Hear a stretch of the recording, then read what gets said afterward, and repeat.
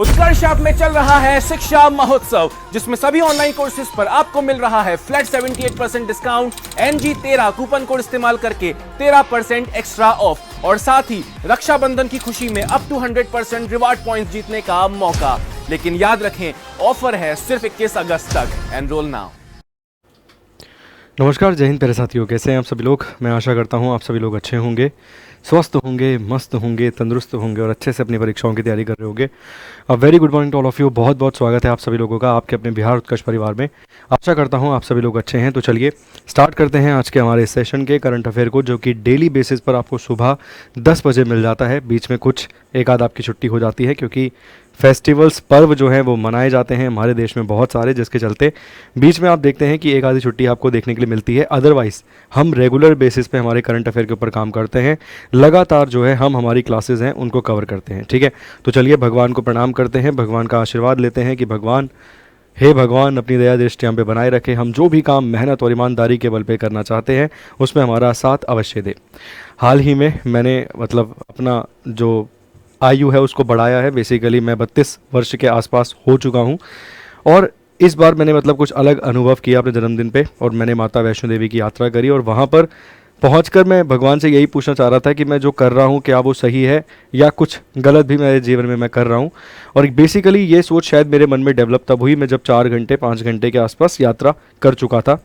और वहीं मैं आपको बताना चाहूँगा कि वहीं मुझे मेरे 2 विद्यार्थी मिले जो तैनात थे वहाँ पर। ठीक है, बेसिकली उनकी ड्यूटी जो थी वहाँ पर लगी हुई थी, वो वहाँ पर सेवाएं अपनी दे रहे थे। पुलिस कर्मचारी थे, जम्मू कश्मीर पुलिस में बेसिकली अपनी सेवाएं दे रहे थे। वो मुझे वहाँ मिले और मैं मेरी वाइफ़ के साथ गया था। तो उन्होंने मुझे बोला, और इवन मेरी वाइफ़ ने मुझे बोला कि शायद पीछे कोई है जो ये बोल रहा है कि ये चेतन सर ही है ना। तो मुझे लगा नहीं यार, कौन होगा। एक तो बेसिकली सिविल ड्रेस में है, नॉर्मल टी शर्ट पहन रखी है, लोअर पहन रखा है। मैं ज़्यादातर इस तरीके से रहने में बिलीव करता हूँ। वो भी पजामा भी ऐसे कि एक पजामा ऊपर था और एक थोड़ा सा नीचे था। बट उसके बाद ऊपर जाकर लगभग 1-1.5 किलोमीटर अर्धकुंवारी से ऊपर पहुँचने के बाद वो मैं जब पानी लेने के लिए गया तो वो विद्यार्थी मुझे दोबारा मिले, क्योंकि वो अपनी सेवाएं दे रहे थे, तैनात थे वहाँ पे। तो उनका जो था, कुछ मार्चिंग वार्चिंग चलती रहती है, वो देखते रहते हैं ऊपर क्या हो रहा है क्या नहीं हो रहा है और नीचे की तरफ क्या हो रहा है। तो वहाँ उन्होंने मुझे रोका और मुझे पूछा कि सर आप चेतन सर ही हैं ना, वो जो आप पॉलिटी पढ़ाते हैं। तो मैंने बोला हाँ मैं बिल्कुल वही हूँ। तो उन्होंने अपना फ़ोन निकाला और फ़ोटो कैप्चर करी, दोनों ने एक एक। उसके बाद मुझे शायद वहाँ जाकर ये रियलाइज़ हुआ, सच में मुझे ये रियलाइज़ हुआ कि शायद मैं सही काम कर रहा हूँ और मैंने सही प्रोफेशन को चुना है। कि मेरे विद्यार्थी हर जगह पूरे भारतवर्ष में कहीं ना कहीं मुझे पहचानते हैं, मुझे एक पहचान मिली है, चाहे वो किसी भी तरीके से क्यों ना मिली हो। मैं कुछ एक अच्छा काम तो कर रहा हूँ जिससे मुझे मेरे विद्यार्थी पहचानते हैं। ठीक है, तो इसके लिए मैं भगवान को हमेशा तहे दिल से शुक्रिया करता आया हूँ, करता रहूँगा। और मैं अब शायद ये भी और बेहतर तरीके से मानता हूँ कि मैंने सही प्रोफेशन चुना है। ठीक है, तो चलिए इसी के साथ शुरू करते हैं। और उम्मीद करूँगा आने वाले समय में मैं जब बिहार भी पहुँचूँ, आपके ज़िले में आऊँ, आपके डिस्ट्रिक्ट में आऊँ, तो आप लोग वहाँ सेवाएं दे रहे हों, कोई ना कोई किसी ना किसी पद पर वहाँ चयनित बैठा हो, और मैं गर्व से जब वहाँ पहुँचूँ और मेरे मन में अगर इन केस दोबारा से एक ख्याल आए तो वहाँ आप मुझे उस चीज़ के लिए झुटला दें और आप बोले नहीं आपने सही काम किया, आपने सही तरीके से हमें मार्गदर्शन किया है, जिसके चलते हमने सफलता पाई है और हम आपके छात्र हैं। ठीक है, तो जीवन का सबसे बड़ा गुरु वक्त होता है, क्योंकि जो वक्त सिखाता है वो कोई नहीं सिखा पाता। ये देखो, ये भी एक तरीके से ऐसा है कि बिल्कुल सिमिलर सा हो गया, मैच हो गया कुछ। तो जीवन का सबसे बड़ा गुरु जो होता है वो वक्त होता है। तो उस वक्त ने बेसिकली उस 10 मिनट के दरमियान मुझे शायद एक और सीख मिली, एक और शिक्षा मुझे मिली। ठीक है, तो चलिए इसी के साथ शुरू करते हैं आज के हमारे करंट अफेयर को। पहली खबर अगर आप देखेंगे तो कैबिनेट ने कैबिनेट की अगर हम बात करें तो भारत के संविधान के अनुच्छेद 352 में कैबिनेट की परिभाषा आपको निहित मिलती है, जो कि 44वें संवैधानिक संशोधन के माध्यम से जोड़ी गई थी। और उसी कैबिनेट ने एक डिसीजन लिया है और कहा है कि भैया हम 5 मेगा प्रोजेक्ट जो है उसे अप्रूवल दे रहे हैं, जिसमें 3 आपको मेट्रोज मिल जाएंगी, 2 आपको मिल जाएंगे एयरपोर्ट। एक एयरपोर्ट आपको बेसिकली पश्चिम बंगाल में मिलेगा और एक एयरपोर्ट आपको बिहाटा करके जो है बेसिकली देखने के लिए मिलेगा बिहार में। ठीक है, बागडोरा ये पश्चिम बंगाल आपको मिल जाएगा। ठीक है, इसके अलावा एक यहाँ पर आपको देखने के लिए मिल रहा है बिहार के अंदर। तो ये कैबिनेट की न्यूज़ है, डिस्कस करेंगे और पढ़ेंगे इसके बारे में अच्छे से। अगली खबर आपके सामने आ रही है, सीएम योगी आदित्यनाथ जी ने मुख्यमंत्री युवा उद्यम विकास योजना को बेसिकली इनॉग्रेट किया है 78 इंडिपेंडेंस डे पे, 78वें हमारे स्वतंत्रता दिवस पे। अगली देखते हैं खबर, थोड़ा सा जल्दी कवर करेंगे। जैसे कि आप सभी लोग जानते हैं आज भारत बंद है, जिसके चलते ये क्लास जो है थोड़ी सी शॉर्ट और जल्दी कवर होती हुई आपको नज़र आएगी। ठीक है, आगे है 70वां national Filmfare award 2022 announce कर दिए गए हैं। वो एक मूवी थी कंतारा, आपने देखी होगी ज़रूर। उस मूवी के जो बेसिकली डायरेक्टर और एक्टर हैं, उन्हें एक्टर के रूप में पुरस्कार से सम्मानित किया गया है। ठीक है, चलिए तो पढ़ेंगे, मैं उन अवार्ड्स को आपको अलग से भी करवा दूंगा, सेपरेट तरीके से भी करवा दूंगा, बट थोड़ा बहुत डिस्कस करेंगे अभी यहाँ पर इसके बारे में। तो 78th नेशनल फिल्म फेस्टिवल की यहाँ पर हम बात कर रहे हैं। बेस्ट फीचर फिल्म का अवार्ड दिया गया है किसे? आटम यहाँ पर आपको देखने के लिए मिल रही है। नेक्स्ट है union minister doctor Virendra Kumar to inaugurate 17वां दिव्य कला मेला रायपुर छत्तीसगढ़ के अंदर आपको ये मेला जो है ये आयोजित होते हुए नजर आएगा, और कैबिनेट मिनिस्टर जो आपको मिलेंगे वो इसको इनॉग्रेट कर रहे हैं। अगली खबर आपके सामने है। हम सभी लोग जानते हैं कि ओलंपिक्स हो गए, अब पैरा ओलंपिक आपको देखने के लिए मिलेंगे, और पैरा ओलंपिक के लिए जो फ्लैग बीयर आपको मिलेंगे, मतलब ध्वज वादक जो आपको मिलेंगे, ये 2 खिलाड़ी हैं। इनका नाम है भाग्यश्री जाधव एंड सुमित अंतिल। ये 2 खिलाड़ी आपको देखने के लिए मिलेंगे। और भी पढ़ेंगे, थोड़ा थोड़ा करके डिस्कस करेंगे इसके बारे में, क्योंकि जैसे ओलंपिक खबरों में रहा है, भारत ने कुल मिला के 6 मेडल जीते हैं। किसने क्या जीता है, क्या क्या मेडल हमें बेसिकली मिले हैं? एक सिल्वर मिला है, 5 ब्रॉन्ज मिले हैं। वहाँ से सवाल आपके एग्ज़ाम में आने ही वाले हैं, मगर उसके साथ साथ सवाल आपको देखने के लिए मिलेंगे कहाँ से? यहाँ से भी, पेरिस ओलंपिक से भी। ठीक चलिए अगली खबर, ACC approve 18 transfer Rajesh Kumar Singh to defence secretary. तो ACC ने बेसिकली फैसला लिया है, 18 ट्रांसफ़र करी हैं। राजेश कुमार जो हैं अब नए डिफेंस सेक्रेटरी आपको मिलेंगे। आगे मिल जाएगा India host 3rd voice of global south summit. ठीक है, भारत ने 3रे वॉइस ऑफ ग्लोबल साउथ शिखर सम्मेलन की मेज़बानी करी है। आप देख सकते हैं कई सारी कंट्रीज़ इसमें पार्टिसिपेट करते हुए आपको नज़र आ रही होंगी। इसके साथ साथ अगर हम बात करें तो दोबारा से न्यूज़ में है फिलीपींस और चाइना। साउथ चाइना सी में एक बार फिर झड़प देखने के लिए मिली है, किन किन 2 देशों के बीच? तो बेसिकली फिलीपींस और चाइना के बीच एक बार फिर शिपों की झड़प देखने के लिए मिली है, वो भी करंट अफेयर की न्यूज़ में मामला छाया हुआ है। अगली खबर है आपके सामने, फादर ऑफ अग्नि मिसाइल। देखिए, फादर ऑफ अग्नि मिसाइल, जिन्हें बेसिकली अग्नि मिसाइल का जनक कहा जाता है। अग्नि मिसाइल जिसकी क्षमता 5000 किलोमीटर से भी अधिक मार करने की है आज की डेट में, उनके जो जनक थे जिनका नाम है डॉक्टर राम नारायण अग्रवाल जी, इनका निधन हो गया है, इनकी डेथ हो गई है। करंट अफेयर में ये खबर बनी रहेगी, लंबे समय तक आप देखेंगे कि करंट अफेयर में इससे संबंधित चीज़ों पर चर्चा होगी।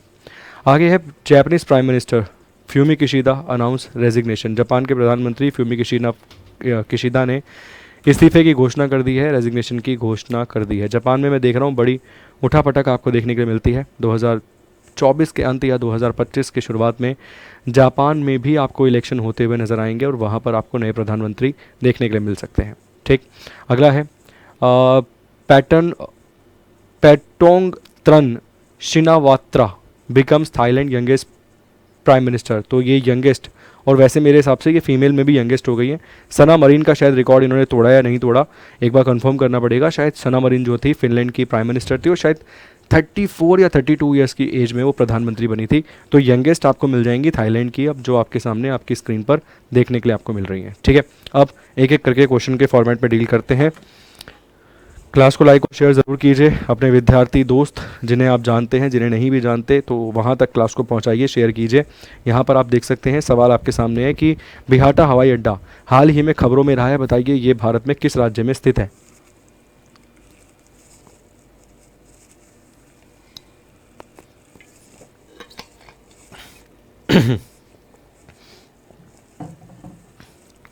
चलिए जी, पहला सवाल, फर्स्ट क्वेश्चन आपकी स्क्रीन पर है। ये बिहाटा हवाई अड्डा जो आपको नज़र आ रहा है आपकी स्क्रीन पर, ये करंट अफेयर की न्यूज़ में है, बताइए ये किस राज्य में है? तो जैसे कि सबसे पहले मैंने कहाँ से शुरू किया था? मैंने शुरू किया था कैबिनेट से।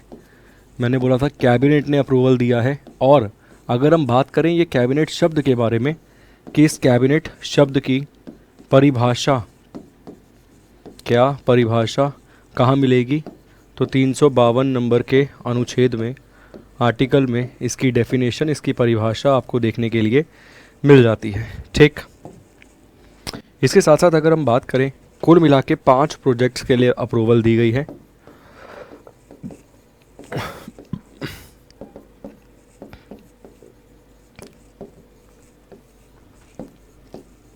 जिसमें से 3 मेट्रो प्रोजेक्ट हैं, जिसमें से 3 मेट्रो प्रोजेक्ट हैं और 2 रेलवे वाले प्रोजेक्ट, 2 बेसिकली आपको एयरपोर्ट वाले प्रोजेक्ट देखने के लिए मिल जाएंगे।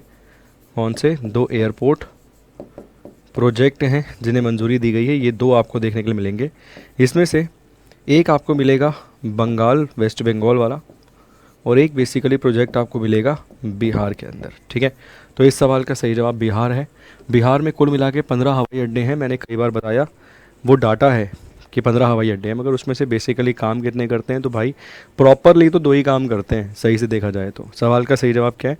बिहार इस सवाल का सही जवाब है। ऑप्शन नंबर ए इस क्वेश्चन का सही, और ऑप्शन नंबर बी इस सवाल का सही और सटीक जवाब है। यहाँ पर आप देख सकते हो एक मेट्रो का प्रोजेक्ट आपको मिलेगा बैंगलोर में, एक थाने में मिलेगा, एक पुणे में मिलेगा। ठीक है, इसकी जो एस्टिमेटेड कॉस्ट है वो 15,611 करोड़ रुपए है और 44.65 किलोमीटर का ये होगा। इसमें 31 आपको स्टेशंस देखने के लिए मिलेंगे मेट्रो के। सेकंड है थाने मुंबई महाराष्ट्र वाला, 12,200 करोड़ रुपए के लिए बजट पास किया गया है। इसमें 22 स्टेशंस होंगे। ठीक है, इसके अलावा एक आपको मिल जाएगा पुणे का मेट्रो फेज़ 1 प्रोजेक्ट, इसके लिए आपको मिलेगी 5.46 किलोमीटर की स्ट्रेच। ठीक है, इसके अलावा इसमें आपको मिलेंगे सर 3 अंडरग्राउंड स्टेशन, इसके लिए कॉस्ट रखी गई है 2954.53 करोड़ रुपए, इसके लिए आवंटित किया गया है। ठीक है, इसके अलावा बिहार में जो आपको सिविल एनक्लेव में बिहाटा के अंदर एस्टिमेटेड कॉस्ट यहाँ पर आपको मिलेगी एयरपोर्ट के लिए 1413 करोड़ रुपए। ठीक है, न्यू इंटीग्रेटेड टर्मिनल बनाया जाएगा। बिल्डिंग बिहाटा एयरपोर्ट स्पाम्स 6600 स्क्वायर मीटर के क्षेत्र में आपको मिलेगा ये। ठीक है, 3000 पैसेंजर को डेली हैंडल करने की क्षमता होगी और सालाना यहाँ पर 5 लाख पैसेंजर आपको मिल सकते हैं। इसके अलावा बागडोगरा में इसकी कॉस्ट रखी गई है 1549 करोड़ रुपए, सिलीगुड़ी एयरपोर्ट के पास ये आपको मिलेगा। यहाँ पर भी 3000 पैसेंजर प्रति घंटा पर आवर के हिसाब से, ये पर आवर के हिसाब से आपको मिलेगा और 10 लाख पैसेंजर को यहाँ पर ये डील कर पाएगा सालाना। ठीक, क्लियर? कोई ये पॉइंट्स जो लिखे हुए हैं, जो मैंने हाईलाइट किए हैं, इंपॉर्टेंट है, इनको आपको इस तरीके से ही अपनी कॉपी में नोट डाउन करना है और इस तरीके से ही नोट्स बनाने हैं ताकि आगे चल के आपका काम आए। ठीक, अगला है सर बिहार का सबसे बड़ा सौर ऊर्जा संयंत्र किस जिले में आपको देखने के लिए मिलेगा? बिहार का सबसे बड़ा सौर ऊर्जा संयंत्र आपको कहाँ मिलेगा? तो ये आपको मिल जाएगा बांका में। कहाँ मिल जाएगा? बांका में आपको मिल जाएगा। पटना जिला क्रिकेट संघ की स्थापना कब हुई थी? जो पटना जिला क्रिकेट संघ आपको मिलेगा उसकी स्थापना कब हुई थी? तो इसकी स्थापना की गई थी वर्ष 1972 1972 के अंदर। जैसे कि अगर हम बात करें बीसीसीआई के बारे में, ठीक है, तो इसकी स्थापना कब की गई थी? 1928 में। रॉजर बिन्नी इसका अध्यक्ष आपको मिलते हैं। कौन? रॉजर बिन्नी इसके अध्यक्ष आपको मिलते हैं। इसके अलावा जय शाह के बारे में आपने सुना ही है। ठीक, इसके साथ साथ अगर हम बात करें न्यू कोच आपको मिल जाते हैं गौतम गंभीर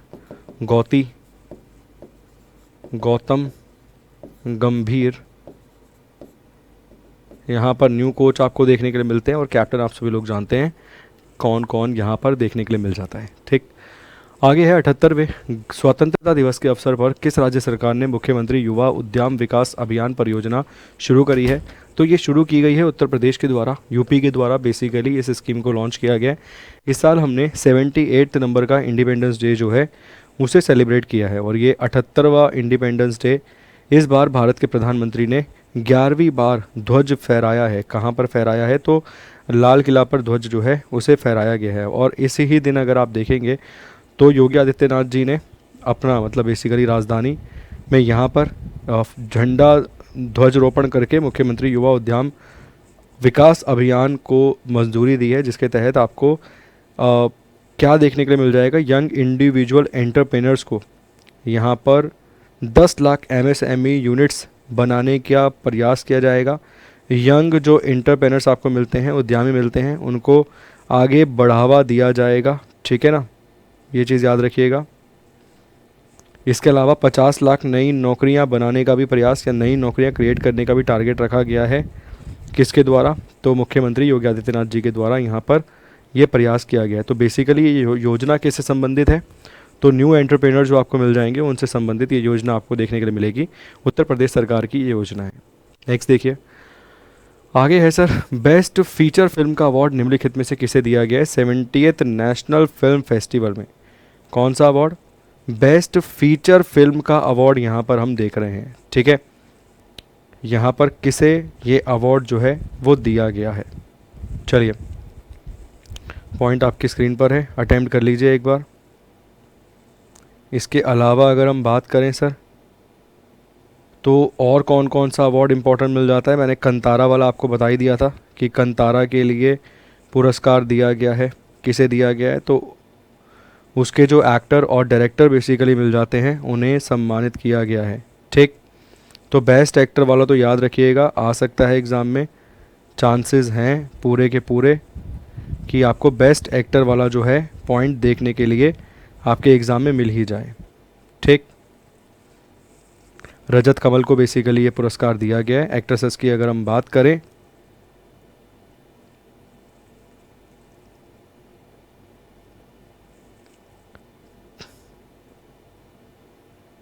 चलिए जी, पुरस्कार किसे दिया गया है? तो बेस्ट एक्टर का पुरस्कार दिया गया है बेसिकली यहाँ पे ऋषभ शेट्टी को, ठीक है। सवाल का सही जवाब क्या है? अट्टम इस सवाल का सही जवाब है, ऑप्शन नंबर ए। और इसके लिए दिया गया है कौन सा पुरस्कार? तो बेस्ट एक्टर का अवार्ड यहाँ पर आपको देखने के लिए मिल जाएगा। कंतारा मूवी के एक्टर डायरेक्टर दोनों यही देखने के लिए मिलते हैं, ठीक। ऋषभ शेट्टी यहाँ पर आपको मिल जाएंगे। और अगर हम बात करें बेस्ट एक्ट्रेसेस के बारे में, तो नित्या मेनन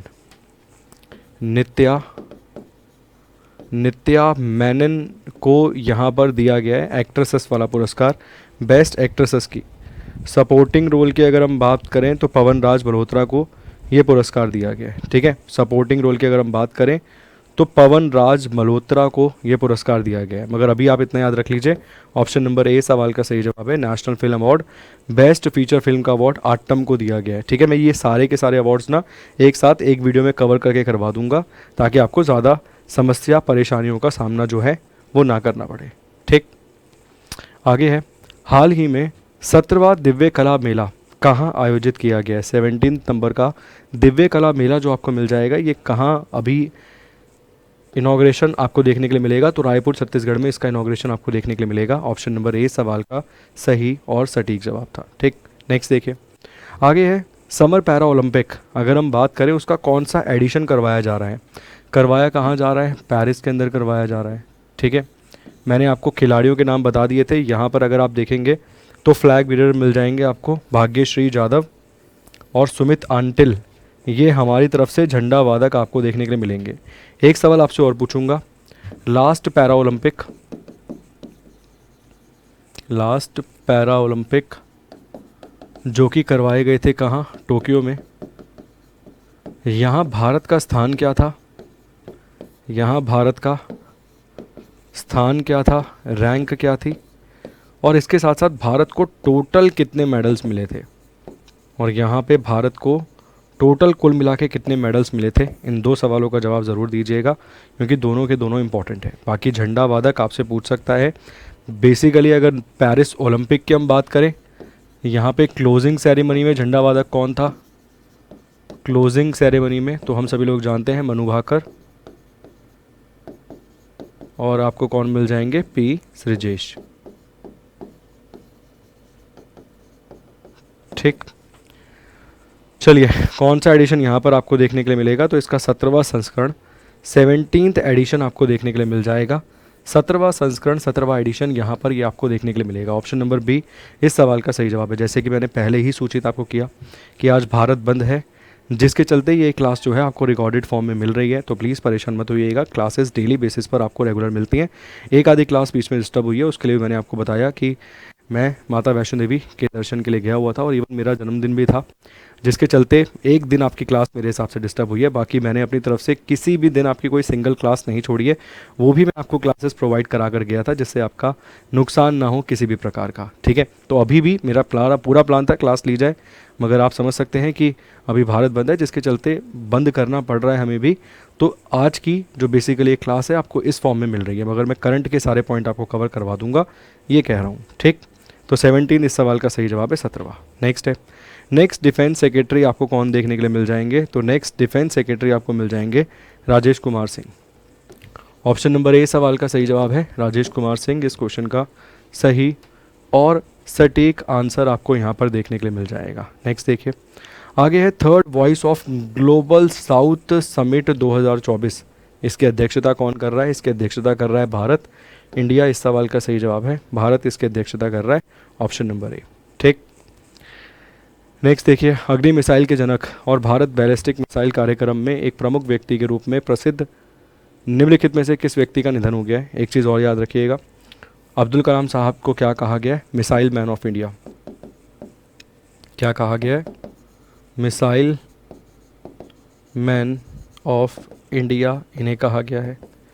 इसके अलावा के सिवान साहब की अगर हम बात करें, के सिवान साहब की, तो इन्हें कहा गया है rocket man of India. Rocket man of India इन्हें कहा गया है। होमी जे बाबा की अगर हम बात करें तो 24 जनवरी 1966 को इनका निधन हुआ था। 24 जनवरी 1966 इनका निधन हुआ था, इनकी डेथ हुई थी। इसके अलावा सवाल का सही जवाब अगर हम देखेंगे तो राम नारायण अग्रवाल जी इस सवाल का सही जवाब है, ऑप्शन नंबर सी इस क्वेश्चन का सही और सटीक आंसर है। इन्हें क्या कहा गया? इन्हें कहा गया है फादर ऑफ अग्नि मिसाइल। इन्हें कहा गया है फादर ऑफ अग्नि मिसाइल। ठीक है, अग्नि 5 तक आपको देखने के लिए मिल जाती है। तो ऑप्शन नंबर सी सवाल का सही जवाब है, राम नारायण सिंह इस सवाल का सही और सटीक जवाब आपको मिल जाएगा। ठीक है, कहीं किसी प्रकार का कोई डाउट समस्या है तो आप पूछ सकते हैं। 83 वर्ष की आयु में इनकी डेथ हो गई है। 83 ईयर्स की एज में। अग्नि मिसाइल्स के बारे में आप जानते ही हैं, सीरीज़ ऑफ अग्नि मिसाइल मिल जाएगी और इन्हें ही कहा गया है अग्नि मैन भी। ठीक है, पद्म भूषण पुरस्कार से इन्हें सम्मानित कर रखा है। मैं चाहूँगा कि इसका जवाब आप कमेंट बॉक्स में दें कि इन्हें पद्म भूषण पुरस्कार कौन से वर्ष में दिया गया था, कौन से ईयर में इन्हें पद्म भूषण पुरस्कार से सम्मानित किया गया था। इन्हें ही कहा जाता है भारत में अग्नि मैन। इन्हें ही भारत में अग्नि मैन के नाम से भी जाना गया है। ठीक है, सीरीज ऑफ अग्नि मिसाइल डेवलप करने में इनकी एक महत्वपूर्ण भूमिका आपको देखने के लिए मिलती है। ठीक, क्लियर? उम्मीद करता हूँ समझ आ गया होगा, कहीं कोई डाउट समस्या नहीं होगी किसी प्रकार की भी। एक क्वेश्चन मैंने छोड़ा है, क्या? तो मैंने छोड़ा है कि इन्हें पद्म भूषण अवार्ड से कब सम्मानित किया गया। इसका जवाब आप लोग कमेंट बॉक्स में कमेंट करके देंगे और आशा करता हूँ सही तरीके से देंगे भी। नेक्स्ट देखिए, आगे है, खबरों में नजर आए फ्यूमी किशिदा किस देश के प्रधानमंत्री के पद से इस्तीफा देंगे?